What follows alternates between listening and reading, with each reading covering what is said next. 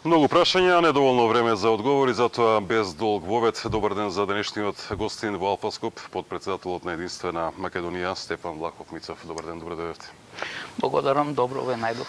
Може би ме лажев впечатокот, меѓутоа во последно време ве нема по интервју или по дебатни емисии. Има тоа некаква врска со форсирањето сега на руските вредности од позицијата на подпредседател на партијата? Па мислам дека сте во право. Така е. Тоа е отлука на и е уште еден доказ кои телевизии практично немат самостојност. Така што јас прифаќам покани, се разбира, зависно и од самата телевизија, од водителот и така. Пошто знаете, телевизии разни. А за жал сега во Македонија повеќето телевизии се свртени само во еден правец. Помина 11 месеци од формирањето на владата на СДСМ и на ДУИ. Има ли нешто што е подобро од пред една година? Не. Тоа се знаеше дека нема да има подобро. Знаеше се дека таа влада ќе биде наместена, ќе биде ставена со една цел и таа цел се остварува за доразнебитување на Македонија преку менување на уставното име, преку двојазичност, така што ништо ново е. Сето тоа, видите, може да изненади некој кој не е знаел што да очекува. Посебно за мене нема никакво изненадување, тоа нешто се, како се вика, се кркаше, тоа се од 3 години, уште далеко пред СДСМ да стане владеачка партија. Така што работите одат во правец до сега. До сега одат во правец кој е така определен од организаторите, од тие кои го ставија Заев во таа фотелја. Ве фрустрира ли политичката реалност која е во спротивност со програмските определби, например, на вашата партија? Вие велите не за промена на името, не за влез на Македонија во НАТО, во Европската Унија, не за двојазичност. Не, тоа за фрустрација не може да се зборува. Што значи фрустрација? Тоа е ние од партијата, јас посебно немаме никакви комплекси од никого и од внатре и од надвор. И тоа е одликата и на партијата од сите други политички партии моментално во Македонија. Тоа видите, мора да се прави разлика меѓу кои викат за ЕУ и НАТО. И каде е консенсусот? Консенсусот е само во досегашната политичка елита. На терен, меѓу македонските граѓани, македонскиот народ, состојбата е сосема различна. Тоа ние го знаем затоа што од 21. јануари, кога партијата се ребрендира, секојдневно сме на терен во Македонија. И многу добро го знаем, дури во некои делови од Македонија. Јас и друг пат сум кажал, ако кажете НАТО, некој новинар отиде и каже НАТО, ќе го испотепат луѓето. Но тоа нешто не се спомнува, не се пишува во весниците, не се спомнува во медиумите. Вистина има политички консенсус за ЕУ и НАТО, политички консенсус кој оди во прилог целосно на досегашната политичка елита која управува во Македонија 27 години, пошто таа е иста.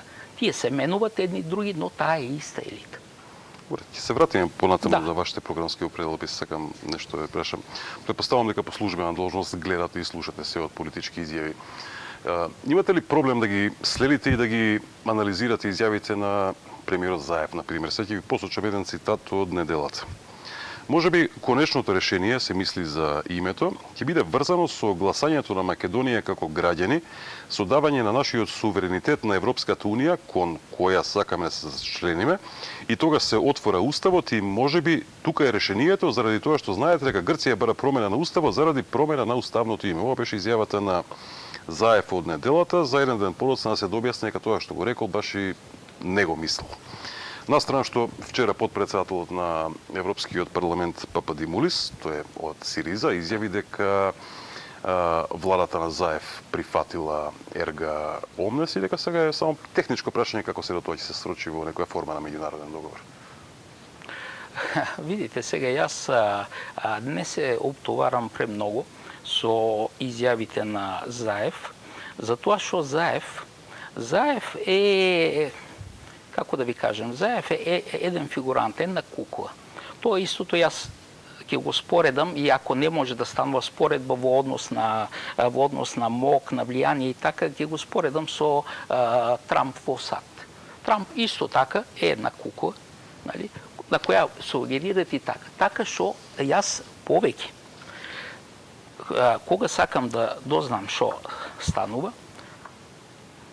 пошто кажах веќе дека во македонските медиуми, од македонските медиуми тоа не може да се разбере, барам странски источници, странски информатори и истовремено следам изјавите на луѓе од Европската унија, изјавите, грцки изјави на амбасадата на САД, и за да можам да разберам што сака да каже Заев и каков ќе биде неговиот иден потек. Така што не се обтоварувам со тоа. Уште повеќе, тоа што го прочитахте, тоа е безмислица. Тоа нема ни логика, ни да не збориме дека нема и некоја вредност. Добре. Ако овој дел немаше логика, мислам дека следната изјава негова е поврзана со претходната, е доста јасна, вели: убеден сум дека креативноста ќе помогне да се изнајде решение. Сега треба да се плашиме од креативноста на Заев, или што бара креативност во еден процес каде пред се е потребна политичка прагма? Кога зборуваме за креативност, ми доаѓа на памет тоа дека значи има во САД, има и во Канада, место каде за идни писатели кои се учат на креативно пишување. Ете така. И сега, па не знам, сега Заев зашо го бива, тој секој случај за политичар не става, и што значи креативност. Работите се сосема јавно. Човекот е дојден да разнебити Македонија. Дојден е, и е спремен за кантонизација на Македонија, за двоезичност.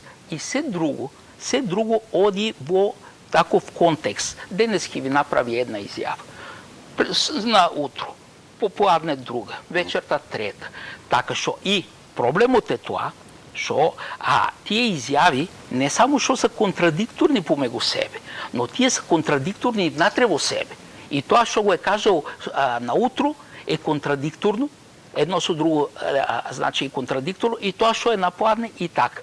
На тој начин целта е јавноста да се збуни, и во еден момент да кажат: абе, овој човек, како и по социјалните мрежи вижда, тоа не чини, тоа не може да мисли и така, и во тоа време тие си туркат работата. А точно во тој правец за кој спомнах. Ајде уште малку за контрадикторностите на Заев. Во февруари најави реконструкција на влада, и тогаш објаснувањето него беше дека народот чека резултати. Објаснувањето зошто ќе прави реконструкцијата беше дека за дел од се уште актуалните функционери и министри, претпоставувам, имаше изјава дека дел од нив знаат и се трудат, меѓутоа има дел кои ниту знаат, ниту се трудат. Значи тоа беше изјава во февруари. За пред 2 дена да изјави дека ќе прави реконструкција, но за да прошири коалицијата, а можеби и преку преговорите со потенцијалните коалициони партнери да испадне дека нема да има реконструкција. Се сноѓате во се тоа? Па, тоа е уште еден прилог на тоа потврда за тоа што навистина нему му е потребно проширување на мнозинството. Но, како ги го прошири? Сите тие кои се албански партии, тие го оценуват. Истовремено е оценувани од надвор. Внатрешно, исто така и во неговата партија. И затоа тој еднаш најавува едно, друго најавуваш друго. И не само во тоа. Еве, минатата година кажа дека какви ќе бидели платите па добро, потоа со платите, дури последниот месец просечната плата е помала, а сега повторно најавува. Значи, тоа е еден циклус. Тоа е еден циклус, во тој циклус со, видите, пошо надежта се знае дека последна умира. И тие кои са гласали за Заев, и тие од неговата партија, барат, тие чекат некоја надеж. И од време на време ќе им фрли надеж. Платите ќе се покачат, работите ќе одат по-добро, близко е членството во ЕУ и НАТО, со таа мантра дека членството во ЕУ и НАТО ќе биде позитивно за македонскиот народ, а нема да биде позитивно само за таа врхушка на СДС и на ВМРО. На годишнината од Вејце побаравте од Заев да ги расчисти случаите со македонските бранители, и не само Вејце, туку и Карпалак и Љуботински пат. Заборавивте дека во Македонија политичкиот договор е над правдата и дека во март 2002 година беше донесен закон за амнестија од тогашното ВМРО ДПМН на чело со Љупчо Георгиевски и СДСМ со Бранко Црвенковски. Видите сега, прво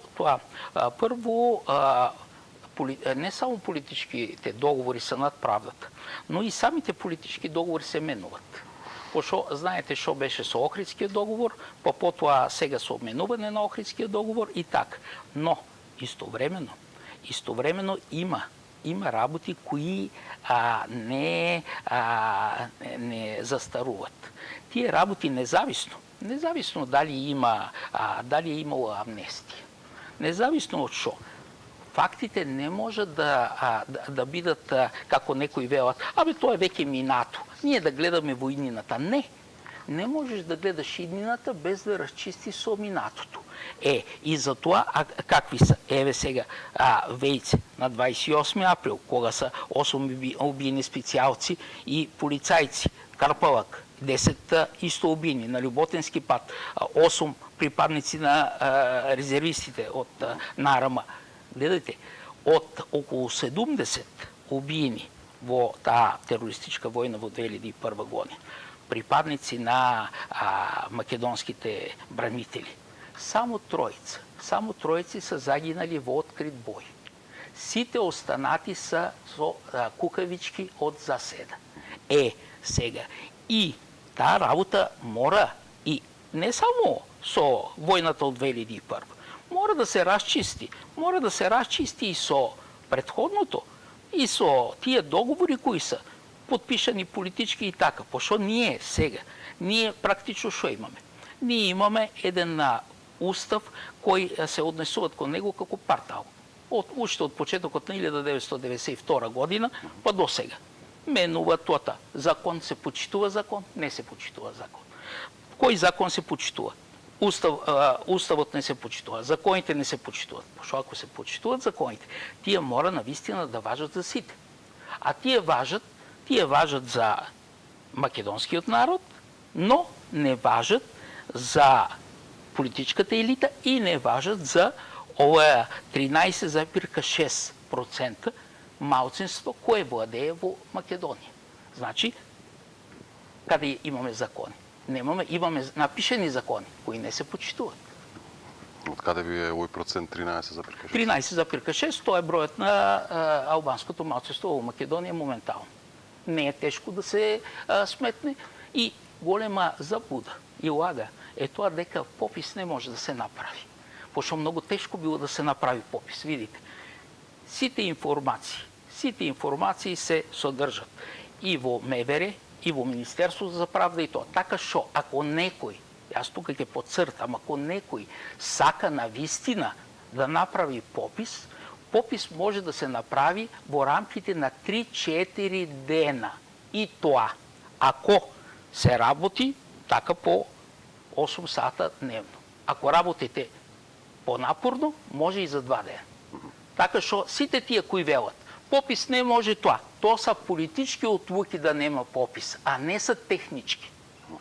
Уште малку ја молам на тема амнестија. Заев и Талат Джафери отфрлија секаква можност да се донесе закон за амнестија за луѓето кои што беа вмешани во настаните во собранието на 27 априла. Сега тие луѓе се обвинети за терористичко загрозување на уставниот поредок. Џафери уште додаде, ќе цитирам ова негова изјава, нема место за размислување за таква опција, се мисли за закон за амнестија, затоа што милион граѓани за најситна повреда на правилата и на законите се соочуваат со процес на правда и правдина низ системот, онака како што е предвидено. Дали ова соодветна изјава од човек на кој токму закон за амнестија, оној што го спомнавме од 2002 година, му овозможи од шума да се симне во град, а потоа и да гради политичка кариера? Видите, тој Џафери, или кажано друго командант Форина, кој е замешан и не случајно, тука спомнах и Вејце, пошто тогаш на 28 април тој е бил дежурен во Тетовската касарна и е обезбедил логистика на напагачите. Во нормална држава, и пак ќе подцртам, во нормална држава овој човек уште ќе бидеше во затвор, туку не политичка кариера, не пратенично, не политичка, не министар за одбрана и тоа. И тоа што увели тој, тоа е невидена ароганција. Невидена ароганција за тоа што сега бранителите од 27, уставобранителите од 27, тоа е совршено, тие влегува во собранието. Јас повеќе пати сум кажал, тие влегува за да одбранат устава, за да одбранат македонската држава, а тие кои во 2001 сакаја да ја уништат македонската држава. И Џафери и друго вели сега. Простувам, но не заборавам. Да. Ние пак, тоа тука ќе нагласам, ние пак од единствена Македонија и не забораваме и не простуваме. Тие работи не застаруват. Независно колку години са поминали.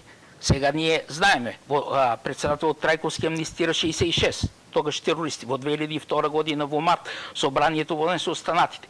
И сега вистина, ако ние имахме македонски председател вистински на сега, моментално, тој мораше да направи две работи.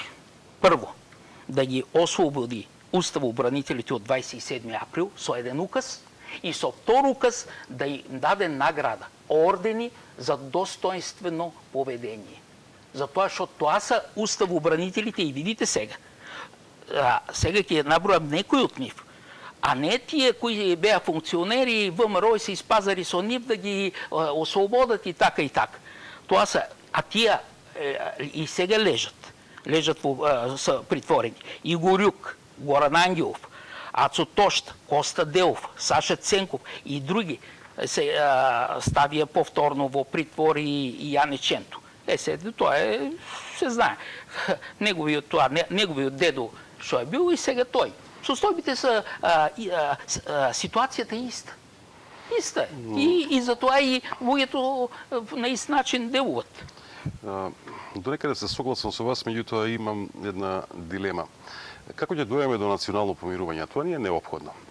Затоа вие сето ова го насочувате во правец на го адресирате кон председателот Иванов дека тој тоа треба да направи. Не сметате ли дека една иницијатива за донесење ваков закон од ДУИ би била многу поефикасна? Видите, сега јас не се бавам со фантастика. И да размислиме. Нема што да размислуваме, пошто видите сега. Размислување да. Секави размислувања се добри, но сега ако тие се близко до реалноста и кога станува збор за помирување. Што значи тоа помирување? Со кого помирување? Ние истиот тоа Заев вели помирување со Бугарија, помирување со Грција. Ај сега директно, јас и повеќе пати директно сум се обраќал. Имате стан. Некој ви земе едната соба од станот, друг ви земе другата соба од станот, трети земе третата соба. Ај помирите се со него. Можете да се помирите? Не. Ама во приватниот дел нема да се помирите. А инаку како држава, тоа е државата е нашиот дом. Ако го сваќаме, ние не го сваќаме, тоа е проблемот. Така што како ќе се помирам со некој кој сака да ме уништи, значи да ми уништи идентитетот, во случајот со Грција, да ми уништи идентитетот и да бидам пријател. И автопат пријателство. Што тоа? Како може со некој друг кој значи не сака да си подели Албанија и Бугарија да си поделат и Македонија, а па амбасадорот Гарет направил уште пред 2 години кантонизација на Македонија, прво на 7 кантона, второ на 4 кантони, ете така, и ние ќе се помириме со тие кои сакат да ни делат. Ајде како да се помириме? Па ние тогаш нема да бидеме ние нормално. И тој кој сака да се помирува, видите, да се помириш може со некој во рамки на некои други прашања, кои не се толку клучни, поврзани со македонското постоење, со македонската држава. Со тоа не можеш да се помириш со луѓе кои сакат да те уништат. Ја сега ќе излезам од тука и ќе се помирам со некои кои сака и кои ги знам. И тука кои сакат да ме уништат, како ќе стане? Нема да стане никако. Значи, мора прво да се расчисти и потоа да се гради натаму. Затоа што сето тоа до сега е било, ние стигнахме до тоа дереже, затоа што, еве, во почетокот на 90-те години, ама ајде да ќе тераме натаму. Потоа става тоа, ај ќе тераме натаму. Доаѓате 2001, ај ќе тераме тоа. Територијален подел, ај ќе тераме таму. Сега ние практично немаме држава, затоа што се бараме да се помириме, да се усогласиме, нешто да направи. Доколку ние бараме да се усогласиме, други делуват на друг начин. Ајде се обидно да проблематизираме овој ваш став. Ако некој во регионот има повеќе причини да биде гневен од Македонија, тоа е Србија. Да. Доволно да ви го спомнам бомбардирањето во 99 година. Ден денеска, во ред, Србија во моментов не размислува за НАТО, од разбирливи причини, меѓутоа мислам дека ќе дојде ден кој ќе им каже дека треба да влезат. На страна тоа не ми беше тоа поентата. Денеска српскиот председател едва чека да биде повикан во Берлин да се сретне со канцеларката Меркел. Пред 3 години мислам дека беше на средба со тогаш актуелниот потпредседател Џозеф Бајден. Пред месец-два, сега како поранешен председател Бајден беше во Србија, сакам да ми кажа дека политиката не функционира на желби. Има некои правила? Има правила, но за жал Србија има... А на страна тоа што и дополнително па и преговараат со Косово. Така, Србија, знаеме дека во минатото имаше голема дипломатија. Зборам уште пред Втората светска војна. Сега, за жал, Србија дипломатијата е како нашата македонската дипломатија. Така што, практично, на тој начин Србија секојдневно губи позиции и веќе Вучич доби жолт картон од Русија. Пошто тие си мислат, видите сега, тие си мислат дека е времето на Тито, кога имаше голем дел неврзани земји, 118, 120, имаше 2 блока и ти можеше да играш со едните и со другите. Видите, сега моментално ние дури не бих кажал дека сме пред почетокот на светска војна. Светската војна од неколку години се води само што на разни фронтови. И тука не можеш да избираш. Не можеш да кажеш не сакам НАТО, ама сакам Европската унија. Па тоа е едно дете ќе разбере дека НАТО и Европската унија се едно. Како не може да се свати? Па сите земји кои са станали членки на Европската унија од 90-те години до сега, претходно са членови на НАТО. Точно. Па тоа са поврзано. Како ми вика Вучич, јас не сакам НАТО, ама сакам Европска. Па тоа е размислување за мали деца.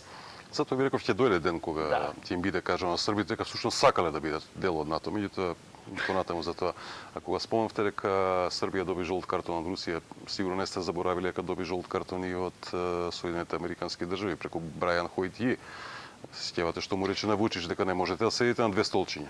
Па сега ние сите знаем дека не може да седат, затоа викам тие си мислат уште дека живеат во времето на Тито, но станува збор за друго. Станува збор за друго дека Србија ништо не добива практично и со Европската унија. Пошто и тоа Вучич добро го знае. Знаат го и Дачич и другите. Пошто има уште пред неколку години посебно истражување дали Србија може без Европската унија. Значи сите активи и други работи, нали така се направени тоа. И излезено дека во сегашната состојба, значи без Косово, но со Војводина, со Санџак, знаете дека има напори и тие да се оддеват од тоа. Србија може.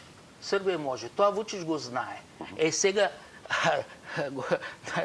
други да го прашат зашо тоа го прави. Затоа што тие се навикнати да барат максимумот од едната од друга страна. Сега веќе така не може.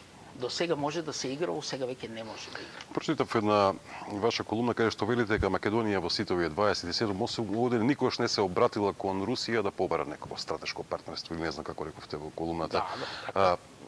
А каде вие препознавате пак дека е Русија заинтересирана за Македонија? Сте препознале некој сигнал освен геостратешките интереси на Русија кои се сведуваат на тоа Македонија да не биде членка на НАТО? Геостратешките интереси на Русија кон Балканот са познати. Но во прашање е тоа. Јас секогаш сум кажал, секоја земја има своји интереси. Сега, помалката земја, држава, како Македонија, не може да наметне својот интерес на која идеја од големите сили. Но, таа може да направи друго. Да искористи моментот, ако е паметна, кога нејзиниот интерес се поклопува со интересот на големата сила, да го искористи тоа. А Македонија и во минатото, и пред еден век, тоа не го е правило. И затоа и ние последње направивме собствена држава, обновихме нашата држава минатиот век на Балканот. Затоа што интересот на тоа, интересот на Македонија моментално се поклопува со интересот на Русија, а не се поклопува со интересот на САД и на НАТО и Европската унија. Зашто гледаме, тие што сакат? Тие сакат менување на име, економијата ни беше уништена, сега пак се пишуваат за двоестени стандарти и така, тоа се знае. Брендовите, нали, кои тука доаѓаат во Македонија, за земјоделието и самиот контраверзата, пошто зборихме за контраверзи, контраверзната кај Заев е тоа. Тој на средбата со рускиот амбасадор вели, ние сакаме ЕУ, ама Русија да ни купува производите. Добро сега, нели сакаш ЕУ? Па зашо тие не ти купуваат производите? Земјоделието. Ако имате економски интерес, не стават квоти. Ако имате економски интерес, зашто не? Станува збор дека од таму стават квоти. А Русија, таму кои са во соработка со неја, таму нема квоти. А зашо стават квоти? Затоа што, еве, тука одите во магазин преполнено со западни производи, со западни стоки. Значи, тие се увезуваат без проблем. Значи, ние не ставаме квота на нив, а тие ни стават квоти. И потоа викат, ние сме партнери. Што за партнерство е тоа? Значи, тоа е во економски. Во политички се знаеме што е тоа. И сега ние трчиме кон нив. Се едно, кажеме, еве, ние со вас разговараме, ма во еден момент, нали, вие да се нафрвате пред да ме тепате. Сега, јас што ќе правам? Ќе бегам кај некој ваш непријател, да се бранам, нали, нормално, логично, човечки. И та. Но, вие ќе ме тепате, јас ќе првам да се гушкам со вас. Ете, тоа прави Македонија 27 години во однос на САД, НАТО и ЕУ. Господин Мицов, веќе го пробивме терминот, зависти и колегите ми се љути, така да нешто не може да поправам, барем да искористам уште 2-3 прашања и ве молам, Кусо. Спомнавте дека сте оделе по терен, дека сликата на терен баш и не е таква кон Русија. Ајде обидете се било кој македонец да го прашате што му е помило, рублјата или еврото. Што мислите, што одговор ќе добиете? Еврото скоро нема да постои, така што... Добро, во моментов постои. Во моментот постои. Знаете некој што отишол на работа во Русија, не во Германија или во некоја друга земја? Знам и луѓе кои тоа, да, кои студират во Русија и така, но гледајте сега. Јас пак ќе ве вратам со тоа. Пред Втората светска војна. Пред Втората светска војна, каде луѓето студира? Од Балканот и не само од Балканот. Во Германија одеха, нели така? Во Германија одеа, не одеа кон Русија. Тогаш да, меѓутоа денеска. Тогаш да, ама и денес одат така. Ама состојбите се менуваат. Состојбите се менуваат и видите сега, тоа е проблемот човек да го свати тоа. А кога имате 24 сата пропаганда, нали, во еден правец, тешко е да се свати. Да. Ве молам, Кусо, дали изјавата на рускиот амбасадор, како беше протеран нивниот дипломат овде од Македонија, дека Русија е трпелива и адекватно и промислено ќе одговори кога за тоа ќе дојде време, е во духот на македонско-руското пријателство. Сега, за пријателство са потребни двајца. А Русија многу пати каже дека Русија е пријател на македонскиот народ. Но Русија не може да биде пријател, како и на тие политичката елита, која се е наметнала во Македонија 27 години. Таа политичка елита не е пријател и на македонскиот народ, да не збориме за Русија. Така што Русија сосема исправно каже дека се разбира, ако тука Македонија биде напикана во НАТО и се стават како се ставија во Бугарија и во Романија орудија и тоа, што Русија ќе вика братски словенски, па тие орудија ќе бијат натам, ние мора да бидеме прагматични. И за тоа да гледаме каде е нашиот интерес, нашиот стратешки интерес, македонски интерес. Ние не гледаме нашиот македонски интерес, бориме за разни други работи. И јас пред се за тоа зборам. А тој интерес се поклопува моментално со стратешкиот интерес на Русија. Последно прашање ве молам. Во една колумна велите, ова е дел од колумната, велите дека е глупост дека Македонија морала да попушта затоа што била на линијата на огнот меѓу САД и Русија. Па понатаму продолжувате, па токму кога си во таква состојба, можеш да го свртиш вниманието кон себе, да се определиш за идниот победник и да профитираш, но велите мора да го знаеш победникот. Вие го знаете победникот? Да, победникот го знам, тука има две опции. Едната опција, која мислам дека е помала, е во таа светска војна, која значи ќе почнеме го големите сили, во блиска иднина да биде уништена цивилизацијата. Нали, но тоа е помалата опција. Другата опција е победа на Русија, Кина, Иран, државите од БРИКС, така што тука нема не станува збор за јасновидство, станува збор за прагматизам. Станува збор за прагматизам, сега тука е добро, нали, во таа прилика дека зборуваме, нали, тоа може да си го зачувате во архивот, па ќе збориме по време. Да, верен ден, може ќе ни затреба. Ќе ни затреба, Господине сигурно. Лахов Мицов, ви благодарам за гостувањето. Благодарам. Почитувани со малку за доцнување и со моје длабоко извинување до колегите од Вести. Следат Вести.